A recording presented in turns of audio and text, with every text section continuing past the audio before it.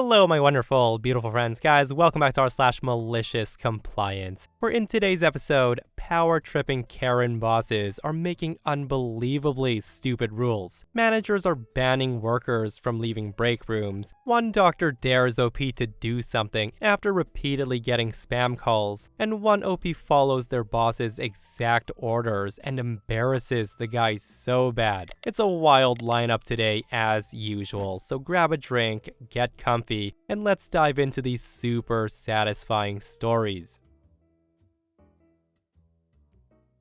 Several years ago, my friend Mark starts a home-based computer software business. He and his wife lived in their home for about 10 years and had a well-established home phone number. This was around the time that cell phones were beginning to be popular, so 95% of people still used mainly landlines. Mark worked from 2 p.m. to 10 p.m., the same shift as his wife, so his customers could be free to discuss their computer needs uninterrupted after their own businesses closed for the day. Most computer maintenance still had to be done in person instead of remotely, so customers could still drop off their devices after work and pick them up from Mark's back porch on their way to work the next day. All went well for a few months until a new doctor opens up a practice in town, complete with a telephone number differing from Mark's by 1 digit. Mark's number had a 3, where the medical office had an 8 in the last 4-number combination. Misdialing was frequent. At first, there were occasional calls, to which Mark would patiently redirect the caller. As time went on, and the practice got more and more referrals from local hospitals, the calls began to come at all hours, 24 hours a day, weeknight holidays, you name it.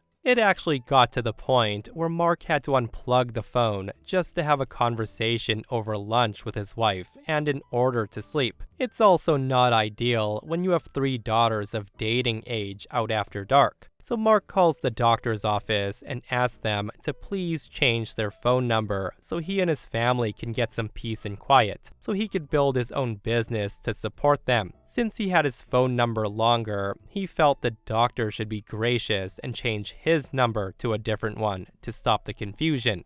Well, he was told in about so many words by the rude doctor that it was too bad, so sad, but nothing was gonna be done, as advertising, stationery, business card, and signage were expensive to redo, not to mention convey the new information to all of his patients, medical registries, the medical board, and societies and hospitals. He actually said to Mark that you should change your phone number. If it bugs you that much, you should do something about it. But just do the best you can. I'm sure the calls will stop soon. Good luck to you. So with that, Mark replies, "Okie dokie. I'll do my best to take care of things," he cheerfully replied. After that, Mark began to field all the calls that came in personally. "Oh, you have sniffles all morning after working in the yard? You'd better come right in.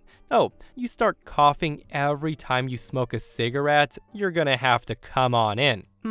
I'm not the doctor, but a temperature of 98.9 does seem a bit high to me. We'll see you right after lunch today. Oh, you're new in town and you have kids who need physicals and shots for school next week. It just so happens that we have an opening right now. No, don't worry. We can take all 5 of them at once, today." Whatever the problem was, he starts making appointments for each and every person calling. All were delighted to have such personal attention and prompt appointments. Mark did not deny anyone. He would say, "Sure, we take all insurance plans. Come right in." He also made routine checkup type appointments for 4:30 p.m. one Friday afternoon for about 6 different people. Bright and early the next Monday morning, the doctor calls and begged him to stop, to which Mark said, "I will if you will." The doctor had a new phone number before the end of the week. Yeah, no pun intended, but the doctor made a good call doing that, because we can all only imagine the crap storm day in and day out of dozens of people just showing up and not having appointments. What a savage compliance that was. But hey, the Smug doctor did tell Mark to do something about it. In this next post, guys, OP's boyfriend teaches their Smug boss a lesson.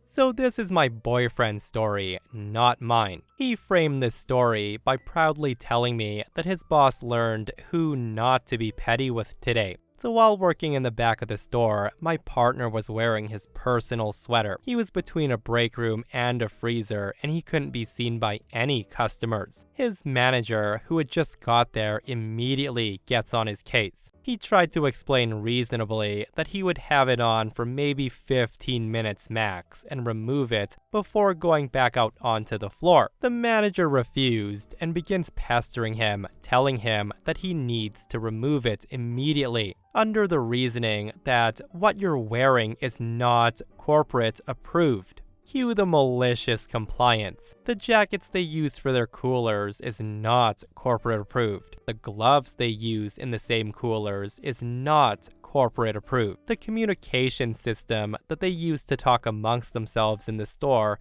you guessed it, is not corporate approved. An hour or so later, my partner's going about his janitorial and stocking duties, having to work in the cooler to restock. Every 5 to 10 minutes, he would come out of the freezer shivering and trying to warm up. After about 20 minutes of this, the same manager wandered over to him and says, "What are you doing?" My boyfriend says, "Stocking the freezer, but it's pretty cold in here." The manager says, "Well, why don't you go grab a jacket and some gloves?" To which my boyfriend responds, "Oh, because if you actually read our employee handbook surrounding our uniform, these technically aren't corporate approved either." The manager grumbles and wanders off, only coming to find him in another hour and a half. Manager says to him, "Hey, I've been trying to reach you over the communication systems for the last 20 minutes. Why aren't you responding?" To which my boyfriend says, "Oh, that's because they're actually not corporate approved, unfortunately." Manager says, "You're really gonna be this petty?" And my boyfriend says, "I don't know what you're talking about. I'm just following corporate standards." It went like this for his entire 7-hour shift. At the end of his shift, the manager wanders up to him with an exasperated look and says, "I get it, okay? I need to know how to pick my battles." Boyfriend says, "You absolutely do." And if I didn't know him personally, I probably wouldn't have believed he actually said that to the manager, but he almost certainly did. He cares very little about what anyone thinks. The short version. Small business. This is my first IT job, but I have decades of blue-collar experience. I was the first IT person the company ever hired. My associates in IT specializing in networking, only a few Gen Ed classes away. My boss kept the platter spinning, but he has no formal training or amateur desire. He just wants to offload the tediousness. 3 days prior, I was trying to get a mission-critical computer back up and running again. The only computer with the shipping software and hundreds of packages waiting to ship. I advised an immediate re-image, which is delete everything and reset to a known good save. I had it on deck for just such an occasion. But I was overridden by the owner, who wanted me to keep everything and delete and reinstall programs piece by piece, and to deal with phone support for those programs because he paid extra for tech support. It was his call, so I followed the orders. I was on the phone for hours, and I didn't leave my post until the job was done. That meant I took my lunch half an hour later, which is no big deal for me, but when I clocked back in and got to my desk, my boss was standing there. The guy was fuming because I took lunch outside of normal hours. He insisted that I must take my 30-minute lunch from 12 to 1, as that's company policy. So today, the whole network goes out at 12:25, and I had not yet taken my lunch. Nothing can ping anything. My own personal hunches tells me that this is because it's a factory building. There is a lot of high-voltage woodworking machines for factory production level of output, and all the Ethernet cables are unshielded, That's just my hunch. But I really can't do a damn thing because my company rents out the office space as a subletter, so we're not allowed access to the switches and routers. I have no admin access to the infrastructure, so I set up Wireshark to record, and a continuous command line ping and go to lunch. My boss is standing at my desk when I got back today, and he gives me a passive-aggressive, "The network is up, by the way," but he refuses to call me out further. I had the "I told you so" on deck though. Hey, gotta love it when useless bosses start implementing dumb rules and policies and it blows up in their face, right? Hopefully the boss got the point that day. But guys, you know what I think though? I think the boss's secret instruction to OP is that if things aren't going well, you don't get lunch. But the guy can't say that because it's illegal. And the next boss also implements a dumb break rule and has it backfire. So this happened a few years ago when I worked at McDonald's. The one I worked in was near a bunch of schools, so most staff was high school kids. As summer vacation started, we began having the trouble of an employee getting break and then spending their break eating their meal and conversing with their friends who were still working in the kitchen. It was having a seriously bad effect on productivity, as well as posing quite a few health risks. So our manager finally makes a rule that if you were on your break, you couldn't leave the break room until your break was over. This went swimmingly until kids went back to school. We then had a new problem. Short staffing during break cycles meant our ticket times would skyrocket during rushes. Management lifted the rules so employees on break could clock in early and help out with the rush. However, the district manager doesn't like the implication of employees working shortened or no-break shifts and forcefully reinstates the rule. They also doubled down by saying that employees who tried to work during their scheduled break would be written up and or terminated for doing so. So cue malicious compliance. The date was 4/20,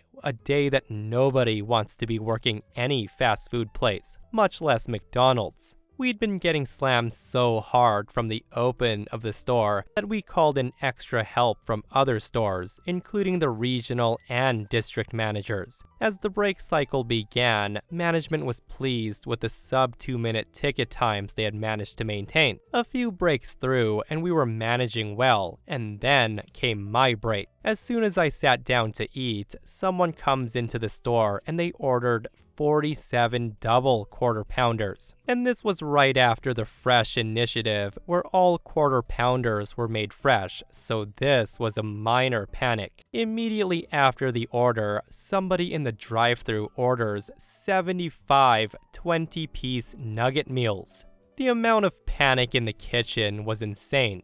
I was comfortably lounging in a chair, browsing my phone, enjoying my meal, while the kitchen struggles to keep up with orders. As the ticket times began to soar, the management did exactly as I expected. The district manager comes storming into the break room, and he demanded me to end my break early and help in the kitchen. My response was very simple. I just said, "I'm sorry, but according to the rules that you made, I can be written up or fired for completing your request." I then continued browsing my phone, trying to enjoy the last 10 minutes of my break. The regional manager enters the room and said that he would personally terminate me if I didn't do the thing I wasn't supposed to do. The other employee who was on break with me immediately rose and clocked in, despite still having 10 minutes left on her break. I felt so good, sitting in my chair and continuing to ignore them. In the aftermath, the people who made the giant orders took what was made after half an hour, and they left with refunds for the unmade food,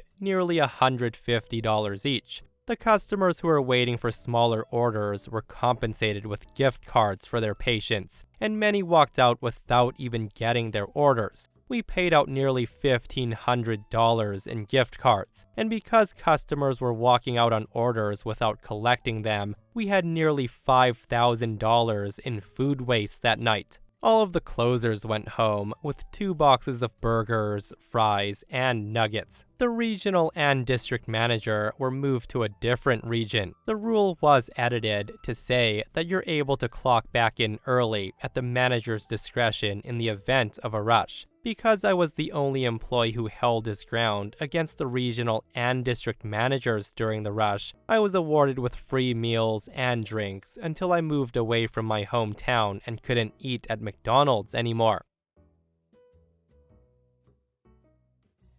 Okay, so to be clear, this isn't my story, it's my sister's. She randomly told me this last Friday when I dropped by for dinner, and I thought it would fit this sub. Her previous employment was with a branch of a Swedish retail store. They sell expensive, luxurious furniture. When my sister was working there, they had about 20 people working the floor, the highest being the regional manager. He's also the only Swedish in the store. There were 5 people working the higher office, and the rest were floor attendants. Each person in the higher office covered a different part of the store. There were accountants, a biller, an HR, a purchaser, and a head office, to whom basically everyone reported. My sister was the biller, although I never cared to ask her what her exact job was. The purchaser, who let's call him Jack, was a competent guy. He did his job to near perfection, and he would often help others with theirs, as well as he would go out on the floor interacting with people. But apart from the high office, the floor attendants resented him. Not publicly, but my sister was paying enough attention to notice. Nobody would say anything though, they would just say, he's creepy. Until one day, when the boss, the Swedish guy, came in. He would often work remotely, and he would only come in during disarrayed hours. Apparently, when he's about to enter the store, he saw from the outside window Jack pestering a female floor attendant. She was clearly very annoyed. The boss observed for a while, and eventually, he caught the guy placing his hand on her thighs. He immediately calls the office, all 5 of them, into a meeting, and he asked Jack to clarify his intentions. Jack said, "Oh, we're just playing around." Now, as sickening as it may sound, in my country, this is somewhat normal. When girls get harassed like this, it's their fault for not covering themselves properly. In these instances, people would justify the harassment and blame the victim instead. But because the boss was not from my country, he saw this as a major issue. Despite Jack trying to plead that it's nothing, he decided to launch a store-wide investigation into the high office as well, my sister included, because he thought they were covering for Jack. My sister said she actually thought she would be fired, or at least reprimanded, as she's never seen him so serious before, and the result was alarming. Each and every female floor attendant, 6 or 7 of them, said that they had been harassed by Jack at least once, and some even said he touched them without consent. The boss then asked why nobody stepped up, and they said they were ashamed and they feared retaliation. He then questioned the high office to find out they were too busy to notice what was happening. Also, nobody ever threatened retaliation. People just assumed there would be because it's usually what happens in my country.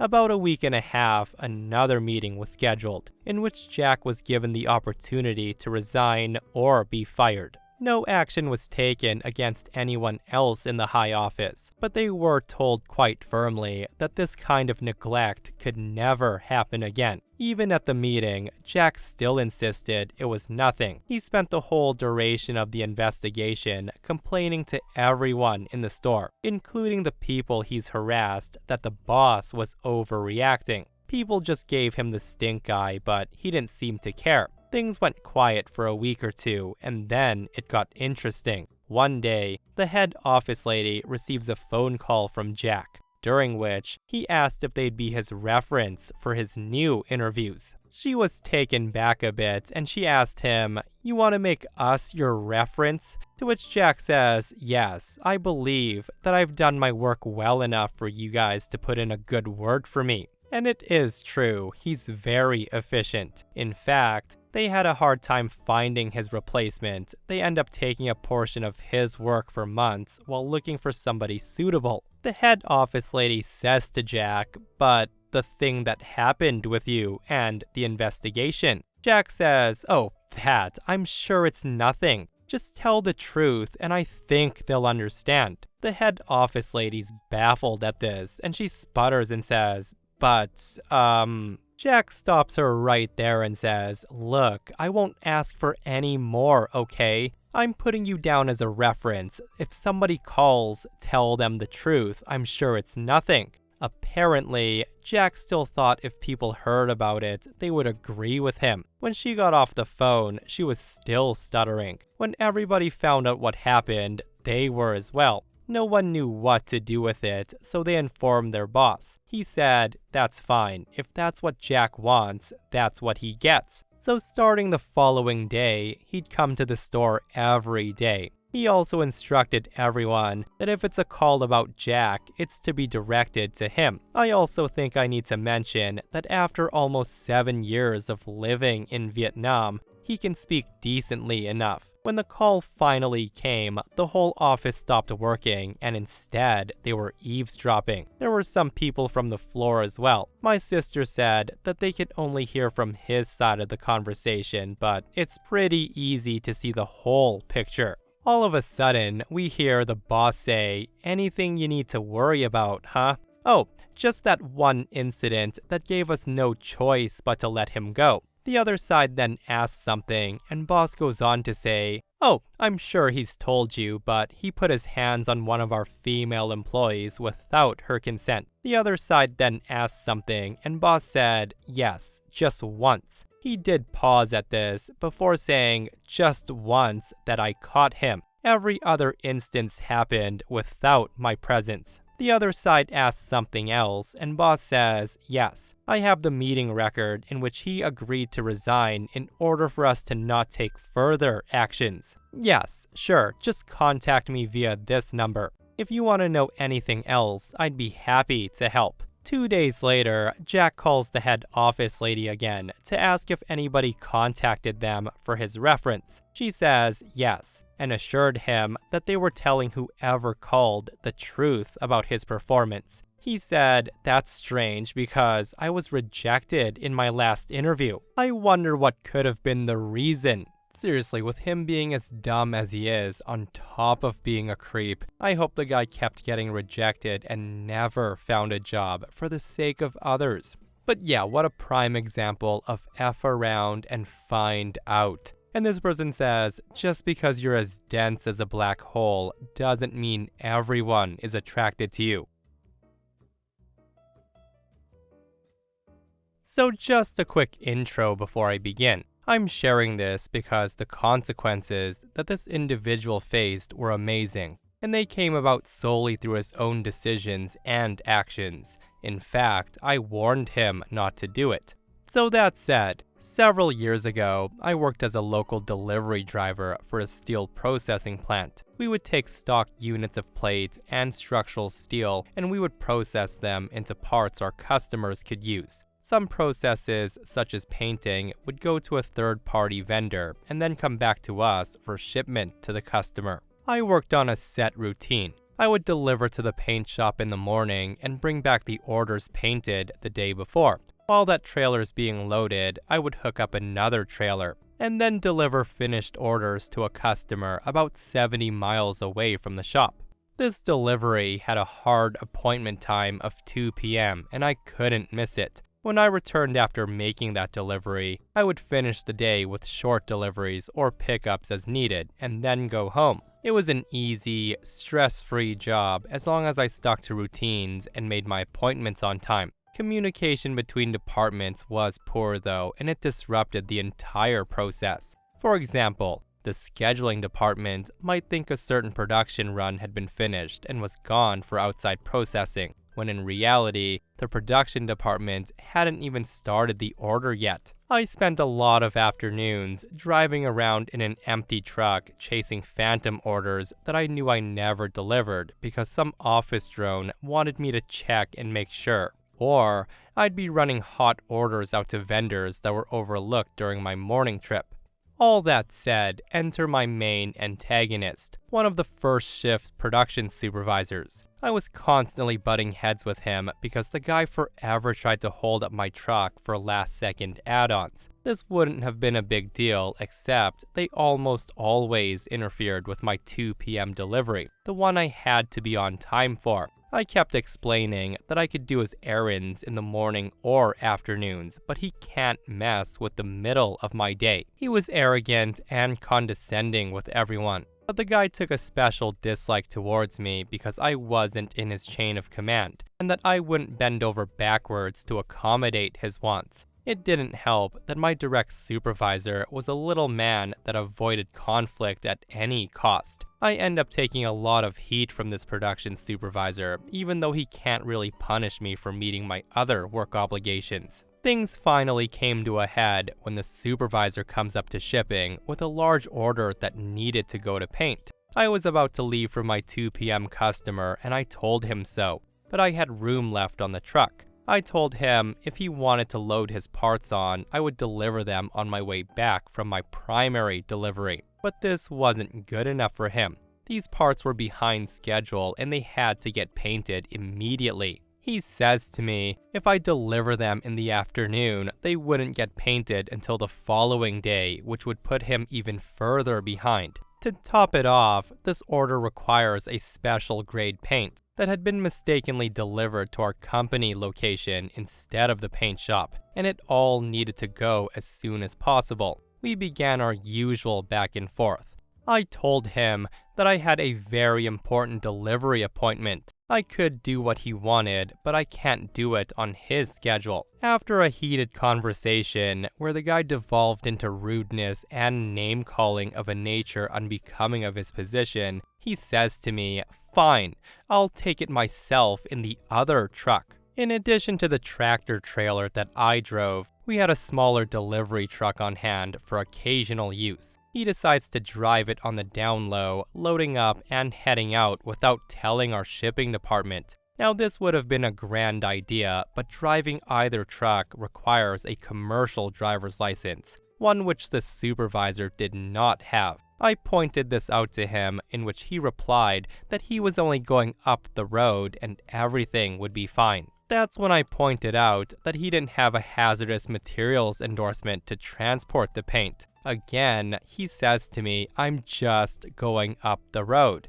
You need to shut the heck up and write me out directions to the paint shop and get out of my way because you're useless anyways. So I did just that, and I write him out a perfect set of turn-by-turn directions. And how's that malicious compliance, you may ask? Well, this paint shop was 30 miles up the road. But what I knew and what he didn't know is that about 15 miles up the road was a DOT weigh station that always had at least 2 state troopers inside, and at least one of them was a commercial enforcement officer. Also, the truck this supervisor wanted to drive wasn't equipped with an Easy Pass transponder that would allow him to bypass the scale. And I knew, given his already demonstrated ignorance, that he wouldn't know that he was required to pull in. I figured he would blow right past and that one of those state troopers would put down his coffee long enough to chase him down the road and find out why. To my great delight, that's exactly what happened. The troopers see him driving past and they pull him over.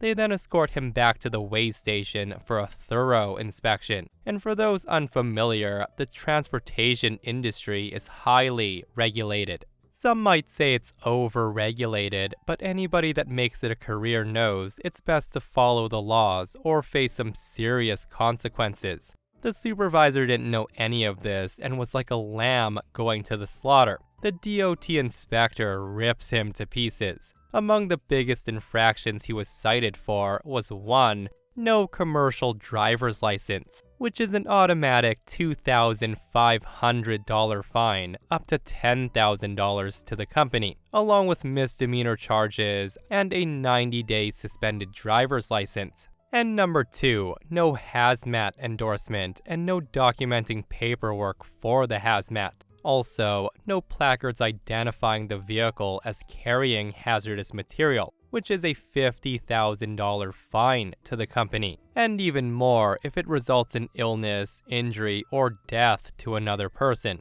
As a bonus, when the trooper escorts him back to the weigh station, the scale master saw him talking on his cell phone. The dude was making a panic call to the company manager, and using a handheld device while driving is also a big no-no. And that's another $2,500 to $10,000 to the company. The truck was put out of service at the weigh station until it had all the proper paperwork and a driver with a valid license. The supervisor wasn't allowed to leave himself until someone came to get him, and needless to say, the guy was fired on the spot immediately. I suspected that would happen, so I hung around the shipping office after my afternoon delivery. I got to witness his walk of shame as he was escorted out of the building. I was never officially told how much his fines were, but an educated guess puts it at thousands to him personally, and potentially close to $100,000 to the company. I do know, however, that the company did take him to court and tried to sue him to recoup their losses, although I don't know the outcome to that. What a story that was, guys, and my question is that as a supervisor in that position,